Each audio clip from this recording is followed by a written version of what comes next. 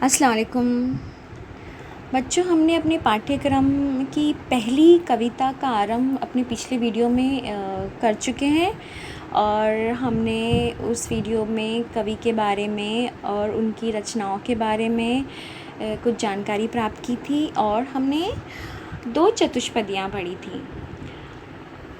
इस वीडियो में हम आगे की चतुष्पदी के बारे में पढ़ेंगे और हमें ये देखना है कि कवि अपनी इन चतुष्पदियों के माध्यम से और किन किन चीज़ों का नवनिर्माण हमारे जीवन में और हमारे समाज में करना चाहते हैं। तो प्रस्तुत कविता का नाम है नवनिर्माण, जिसके कवि का नाम त्रिलोचन है और उनका वास्तविक नाम वासुदेव सिंह है। ये है कवि त्रिलोचन जी। उनकी कविता की जो विधा है चतुष्पदी किसे कहते हैं मैं आपको बता चुकी हूँ। ये रही आगे की पंक्तियाँ हम देखेंगे।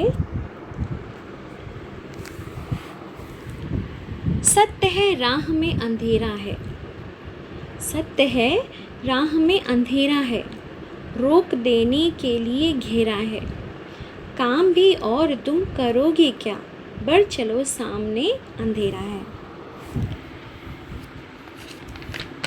बच्चों, जीवन की राह इतनी आसान और सरल नहीं है। हर किसी की राह में अंधेरा है। अंधेरा मतलब संकट, परेशानी, मुसीबत, किसी भी तरह की रुकावट। और ये बात सत्य है। इन संकटों के पहाड़ को जो चीर कर आगे बढ़ता है, उसे पार करता है, वो ही जीवन में कुछ बन पाता है, एक इतिहास रचता है, अपनी एक अलग पहचान बनाता है। और ये सत्य है। और यदि आप विजय की राह पर कुछ कर दिखाने की, कुछ पाने की राह पर चल पड़े, तो वो रास्ता इतना आसान नहीं होगा। उस रास्ते में संकट होंगे, परेशानियाँ होंगी, कठिनाइयाँ होंगी, जो आपको रोकने के लिए, आपको जीत तक पहुंचने नहीं देने के लिए घात लगा कर बैठी है, आपको घेर कर बैठी है।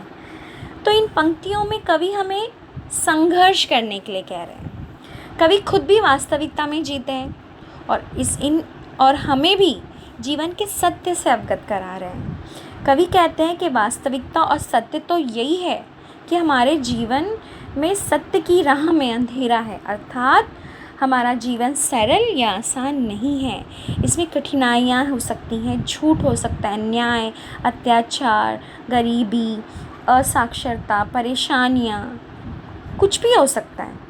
और जो सत्य की राह पर चलते हैं या अपने मार्ग की ओर चलते हैं, उनकी राह में ये सारी चीज़ें, सारी परेशानियाँ, कठिनाइयाँ, संकट एक अंधेरे की तरह उनको घेर लेते हैं, चारों तरफ से घेर लेते हैं। हर तरफ से आप गिर जाते हो इन परेशानियों से, संकट से। कुछ भी हो सकता है, ऐसे लोग भी हो सकते हैं जो आपको आगे बढ़ने नहीं देना चाहते, वो आपको घेर लेते हैं, आपकी बुराई करेंगे, आपका आत्मविश्वास, आपके अंदर आत्मविश्वास की कमी पैदा करने की कोशिश करेंगे। कुछ भी कर सकते हैं लोग, कुछ भी कर सकते हैं जो आपको आगे बढ़ने नहीं देंगे, आपको आपकी मंजिल तक पहुँचने नहीं देंगे।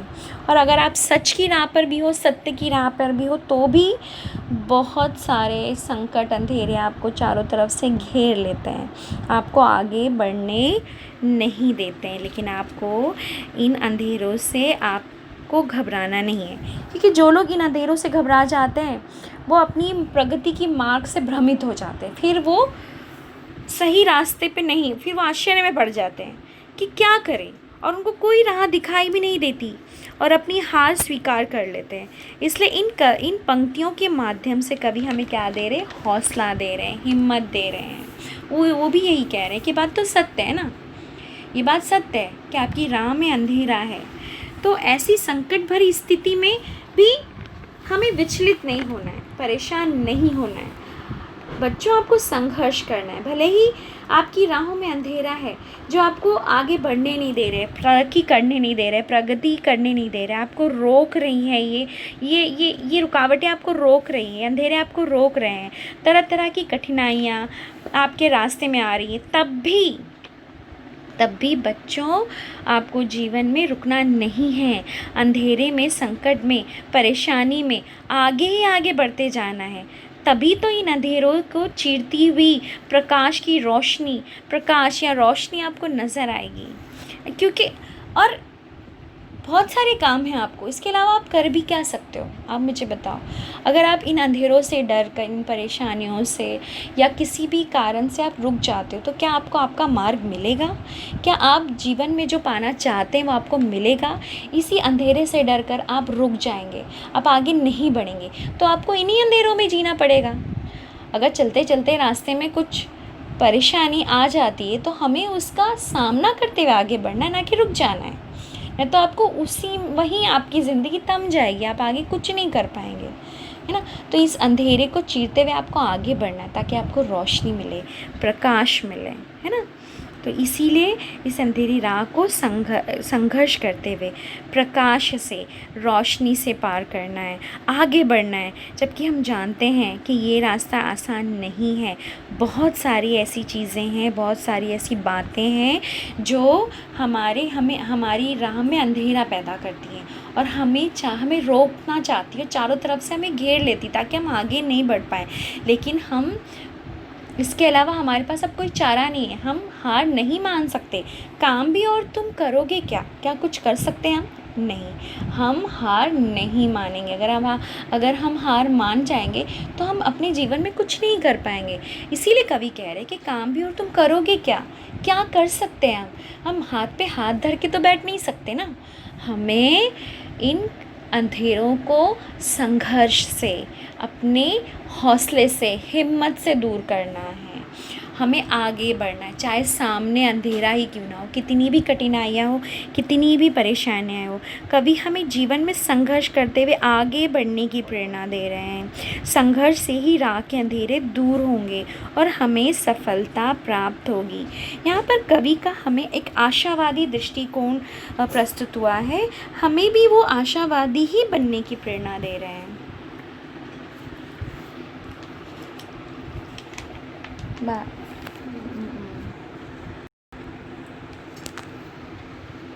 देखिए, यहाँ पे भी कवि ये कह रहे हैं कि कवि कहते हैं कि ये सच है, जब तुम आगे की तरफ चलोगे या बढ़ोगे तो राह में तुम्हें अंधकार ही मिलेंगे, कि सफलता आसानी से नहीं मिलती। तुम्हें रोकने के लिए घेराव क्या है, इतनी आसानी से तुम अपने मार्ग पर नहीं पहुँच सकते हो। तुम्हारे राह में कांटे होंगे, लेकिन कार्य भी है तुम्हारे पास बहुत। लेकिन तुम क्या कर सकते हो? हाथ पर हाथ धरने से अच्छा है कि आगे की तरफ अपने कदम बढ़ाएं। भले ही सामने अंधकार क्यों ना रहे, उसे पार बिना डरे करो, सफलता तुम्हारे पास होगी। आगे की पंक्तियाँ देखते हैं। बल नहीं होता सताने के लिए, वो है पीड़ित को बचाने के लिए। बल नहीं होता सताने के लिए, वो है पीड़ित को बचाने के लिए। बल मिला है तो बल बनो सबके, उठ पड़ो न्याय दिलाने के लिए। बल, है ना। बल का क्या अर्थ होता है? शक्ति, ताकत। तो यहाँ पर किन शक्तियों की, किस ताकत की, किस बल की बात कर रहे हैं कवि? बल कई प्रकार के हो सकते हैं। एक बल ऐसा हो सकता है जो इंसान के अंदर शारीरिक बल होता है, शक्ति होती है, वो फिज़िकली बहुत स्ट्रांग होते हैं, फिट होते हैं। दूसरा बल, मनुष्य के पास तेज़ बुद्धि होती है, बहुत तेज़ दिमाग होता है, बहुत गहराई तक जो सोच पाते हैं, समस्याओं को समझ पाते हैं, उनका समाधान निकाल पाते हैं, जीवन को बहुत आशावादी दृष्टिकोण जो लोग रखते हैं। तीसरा बल ये हो सकता है धन, दौलत, संपत्ति।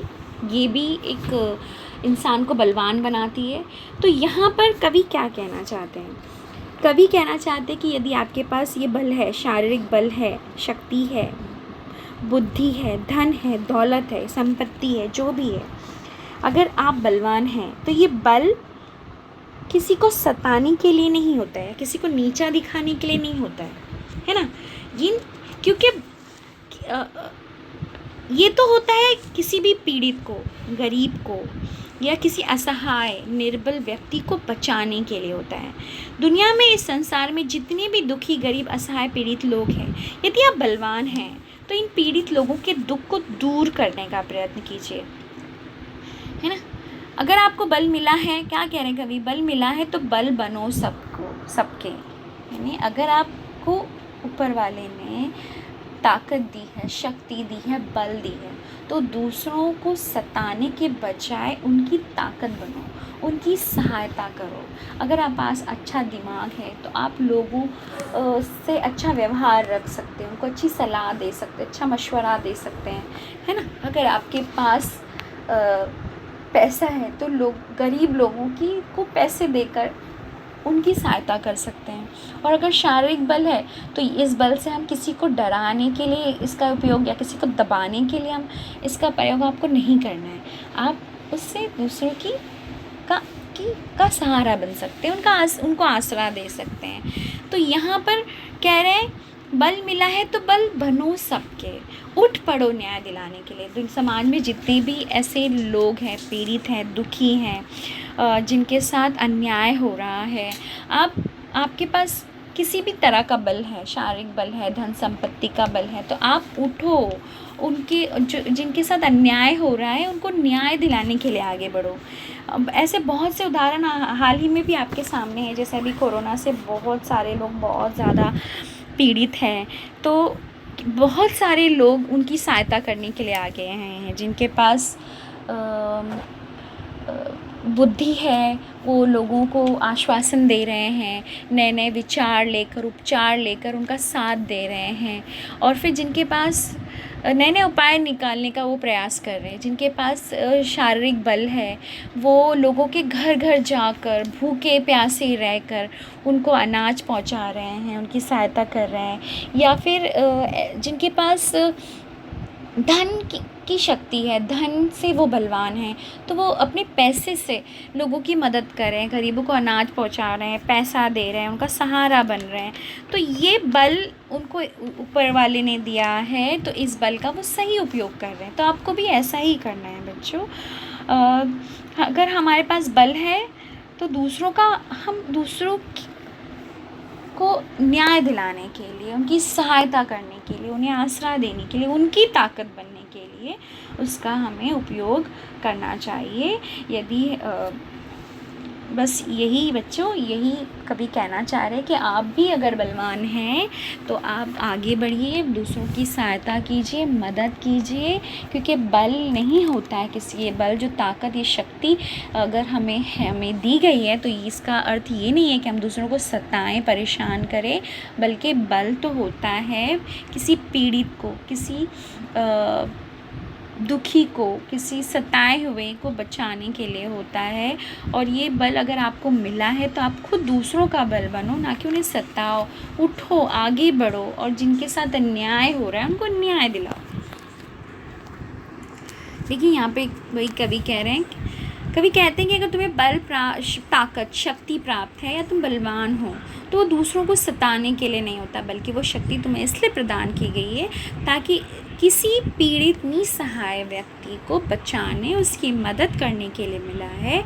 अगर तुम्हें शक्ति, बल, ताकत मिली है तो तुम सभी लोगों की शक्ति बनो, उठो, चलो सभी को न्याय दिलाने के लिए। जहाँ में अगर किसी के साथ कुछ गलत हो रहा है तो उनकी ताकत बनो। अगली पंक्तियाँ हम देखेंगे। जिसको मंजिल का पता रहता है, पथ के संकट को वही सहता है। एक दिन सिद्धि के शिखर पर बैठ, अपना इतिहास वही कहता है। मंजिल का क्या अर्थ होता है यहाँ पे? लक्ष्य। पथ, दूसरी पंक्ति में देखिए, पथ का क्या अर्थ है? रास्ता। सिद्धि यानी सफलता, है ना। और शिखर यानी कामयाबी की बुलंदी, ऊंचाई, है ना, चोटी। शिखर यानी वो इंग्लिश में कहते हैं जेनिथ, वो पॉइंट, वो हिस्सा जहाँ पर आप पूरा वो जगह पा चुके हैं जहाँ पे आपको तरक्की करते हुए पहुँचना है। तो यहाँ पे कवि क्या कह रहे हैं कि अगर किसी व्यक्ति को उसकी मंजिल का पता नहीं होता है, वो अपनी जीवन की राह में चलते चले जा रहे हैं, उनको नहीं पता उनको कहाँ जाना है, तो उनका जीवन में कोई लक्ष्य भी नहीं होता है, तो वो क्या करते हैं, अगर जीवन में चलते चलते कोई परेशानी, कोई कठिनाई आ जाती है तो वो घबरा जाते हैं, परेशान हो जाते, डर जाते, रुक जाते, है ना। पथ में, रास्ते में तो आना ही है, क्योंकि जीवन सरल तो है नहीं। तो यहाँ पर कवि क्या कह रहे हैं कि जिनको अपनी मंजिल का पता होता है, जो बना लेते हैं, अपना लक्ष्य बना लेते हैं, जिनको अपनी मंजिल का पता होता है कि उनको क्या जीवन में करना क्या है, उन्होंने तय कर लिया है, उन्हें पता है करना क्या है, उनकी मंजिल कहाँ है, तो फिर वो उसकी तरफ चल पड़ते हैं और कार्यरत हो जाते हैं। फिर रास्ते में आने वाली किसी भी कठिनाई से, श्रम से वो डरते नहीं हैं। फिर कोई भी परेशानी आई, कोई भी कठिनाई आए, कोई भी संकट आए, कोई भी उन्हें रोके, उनकी बुराई करे, उनकी निंदा करे, या कुछ भी उनके जीवन में रोड़े अटकाएं, आगे बढ़ने के लिए रोक दें, फिर वो पथ में आने वाले संकट से नहीं डरते, वो सहते हैं, क्योंकि उन्हें पता है कि उनके जीवन में करना क्या है, उनको जो भी बनना है। जैसे बच्चों, आपको पता है कि आपको इंजीनियर बनना है, डॉक्टर बनना है, आईएएस बनना है, जो भी बनना है, तो इसको पाने की मार्ग पर राह में जितने भी संकट आएंगे तो आप सह लेंगे, है ना। आप सह लेंगे, उसका डट कर सामना करेंगे। एक दिन उससे क्या होगा, एक दिन आप अपनी मंजिल अवश्य पा लेंगे, क्योंकि जिसको पता होता है कि उसकी मंजिल कहाँ है, और जिसकी मंजिल तय होती है, वो रास्ते में आए सारे संकट को सहन करता है, और फिर उसे उसका फल भी मिलता है, क्योंकि इतनी कठिनाइयाँ, इतने संकट सहने के बाद उसे सिद्धि तो प्राप्त होनी ही है ना, सफलता तो मिलनी ही है। वो शिखर पर पहुँचेगा, एक दिन सिद्धि के शिखर पर वो अवश्य बैठेगा। सिद्धि यानी सफलता, शिखर यानी एक वो सबसे बुलंदी का सबसे ऊंचा स्थान, है ना, चोटी पर। एक दिन सिद्धि के शिखर पर वो अवश्य बैठेगा, जो पथ में आने वाले संकट को सहता है, ताकि उसकी तयशुदा मंजिल पर वो पहुंच सके। और जब उसको अपनी मंजिल मिल जाती है, सफलता मिल जाती है, तो ऐसे ही लोग इतिहास रचते हैं। इतिहास रचना क्या होता है, आप समझते हैं बच्चों? उनकी ऐसी कहानी, सफलता तक पहुंचने की ऐसी कहानी जिसे लोग पढ़ना चाहें, जानना चाहें, ऐसे लोग ही इतिहास रचते हैं, लोगों के लिए प्रेरणा बनते हैं, और लोग उन्हें जानना चाहते हैं। लोग आपको अपना आइडियल बना लेते हैं कि इसने इतनी सफलता कैसे प्राप्त की, यहाँ तक वो कैसे पहुँचा। हर किसी को आपके बारे में जानना होता है। यूँ ही संसार में यश नहीं मिलता बच्चों, कुछ भी आसानी से नहीं मिलता। आप किसी भी महान व्यक्ति या जिसने दुनिया में नाम कमाया, पैसा कमाया, यश कमाया, आप उनकी जीवनी पढ़ लो, जिन्होंने इतिहास रचा है, जिनके बारे में लोग पढ़ना चाहते हैं कि उन्होंने ये सफलता कैसे प्राप्त की है। तो जब आप पढ़ेंगे तो आप जानेंगे कि उनको ये सफलता इतनी आसानी से नहीं मिली है। कोई भी चीज़, कोई भी सफलता जीवन में आसानी से नहीं मिलती है, ये उन्हीं को मिलती है जिनको अपने मंजिल का पता होता है, और वो फिर अपने मंजिल तक पहुंचने के लिए रास्ते में आने वाली रुकावटों से, संकट से वो नहीं घबराते हैं। और जब चलते चलते चलते चले जाते हैं तो उनको एक दिन वो सफलता की चोटी पर, सफलता की बुलंदियों पर अवश्य पहुंचते हैं। और ऐसे ही लोग इतिहास रचते हैं, ऐसे ही लोग लोगों का आइडियल बनते हैं, लोग उनको जानना चाहते हैं, है ना। उनकी कहानी आम सी कहानी नहीं होती, वो ख़ास बन जाती है, हर किसी को उनके बारे में जानना होता है। ऐसे ही लोग इतिहास रचते हैं, है ना, रिकॉर्ड बना लेते हैं, अपना अस्तित्व बनाते। तो यहाँ पर कवि क्या कहना चाहते हैं कि पहले हमें अपनी मंजिल, तो बच्चों क्या करना है आपको, आप अपनी मंजिल का पहले पता कर लें, फिर उस पर आपको चल पड़ना चाहिए। फिर मंजिल को पाने की राह में जो संकट है उसे हंसकर आपको सहना है, पार करना है, तभी सफलता मिलेगी, आपको सिद्धि मिलेगी। आप शिखर पर, चोटी पर, बुलंदियों पर पहुंचेंगे, उसकी ऊंचाई पर बैठ पाएंगे, आप इतिहास रचेंगे, है ना। अपना इतिहास दूसरों को आप कह सकते हैं, अपनी मेहनत, अपना प्रयास, है ना, अपना हर कार्य आप दूसरों को कह सकते हैं। आपका ये सब कुछ आपकी सफलता एक इतिहास बन जाता है जो आपने रचा है। बच्चों, आपको भी ऐसा ही बनना है। सोच लो, तय कर लो क्या बनना चाहते हैं, ये भी पता कर लो कि कैसे करना है। यदि मंजिल का पता कर लिया है तो फिर उसे पाने के प्रयास शुरू कर दो। फिर किसी संकट से डरना मत, हार मत मानना, राह के संकट को सहन करना। देखना, आपको सफलता अवश्य मिलेगी। लोग आपके बारे में जानना चाहेंगे, आपको लोग अपना आदर्श, अपना आइडियल बना लेंगे, है ना। यहाँ पे देखिए कवि वही कह रहे हैं, कवि कहते हैं कि जिस व्यक्ति या मनुष्य को अपने लक्ष्य या मंजिल का पता होता है, वही मनुष्य अपनी राह में आने वाले हर मुश्किल विपदाओं को सह सकता है। और जब उसे अपनी मंजिल प्राप्त हो जाती है, तब वो अपनी इस सिद्धि, इस कार्य फल की प्राप्ति से सफलता या ऊंचाइयों को घोर तपस्या के साथ जब वो पूर्ण करता है, तो उस ऊंचाइयों के शिखर, है ना, पर बैठकर अपना तजुर्बा और अपनी सफलता का इतिहास सबको बताता है कि किस प्रकार से उसने अपने लक्ष्य को प्राप्त किया। ये लक्ष्य जो है उसे आसानी से प्राप्त नहीं हुआ, और यही इतिहास वो सदैव दूसरों को भी कहता है। हम अपनी अगली पंक्ति देखते हैं।